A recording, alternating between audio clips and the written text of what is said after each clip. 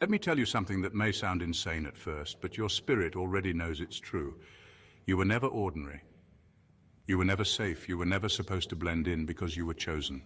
And not by man, not by popularity, not by religion, not by bloodline or birthright, but by a God who whispered your name before time had a clock. While others were being formed, you were being forged. While they got blessings, you got battles.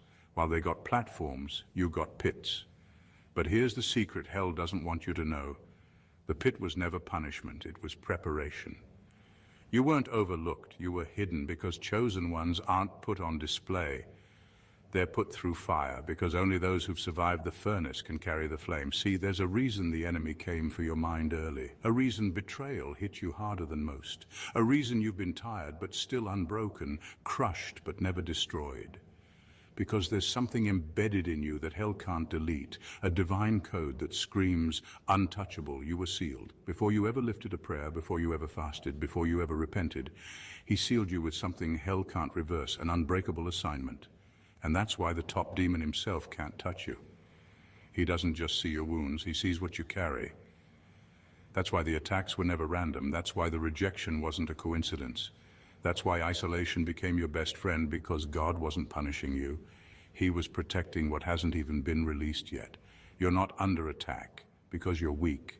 You're under attack because you're loaded. You're not just a person, you're a prophecy in progress. So now the question is, will you believe what life has said about you, or will you step into what heaven already knows? Because when God seals a destiny, it doesn't matter how hard hell hisses. The chosen cannot be cursed, the sealed cannot be touched, and the one who walks with fire cannot be burned. Stay right here, because by the time you reach the end of this message, you'll understand why even the highest-ranking demon backed off when he saw you coming. Number one, you're not just protected, you're off limits. You're not just protected, you're off limits. There's a difference. Protection means something is guarding you, but being off limits means even if the enemy gets close, he still can't touch you. There's a line drawn around your life, and it's not written in chalk, it's carved in divine authority. God didn't just say, I'll keep them safe. He said, don't touch this one. That's a command, not a suggestion. And when God speaks, the spiritual realm obeys. Even hell knows better than to cross a line God himself has set. That's why the attacks you've faced never did what they were supposed to do. You've been hit, yes, wounded, yes, but never destroyed, never taken out.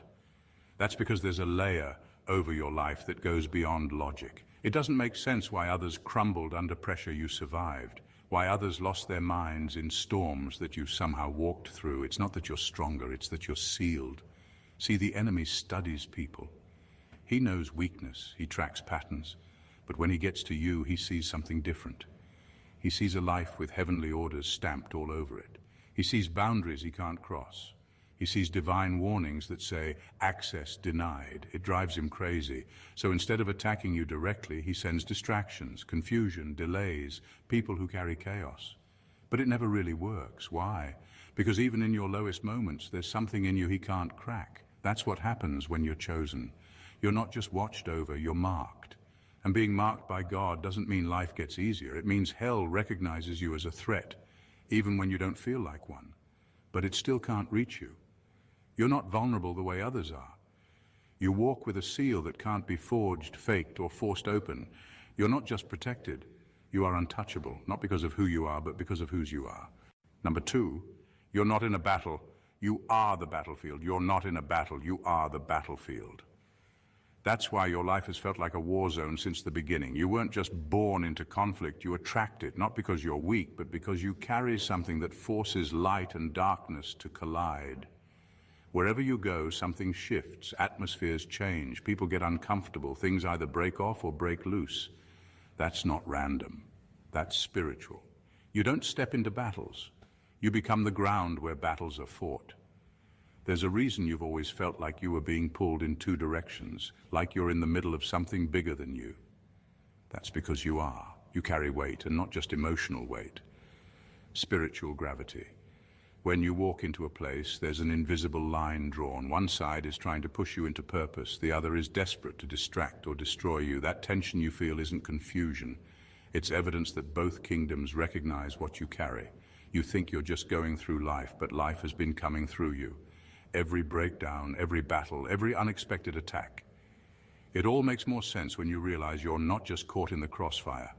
You are the fire. You're the territory God's trying to reclaim, and the enemy is trying to sabotage. That's why you wrestle with heaviness that others don't feel.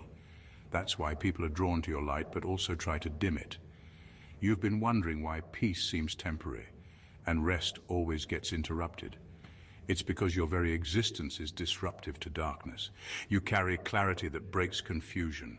You carry purpose that frustrates evil. You carry presence that pushes back hell. And the wildest part, you're still standing. With all that pressure, all that warfare, all that weight, you're still here, still fighting, still walking. That's not by accident. That's because even when you didn't know it, heaven was using your life to make a statement. You don't just show up to battles. Battles happen because you showed up.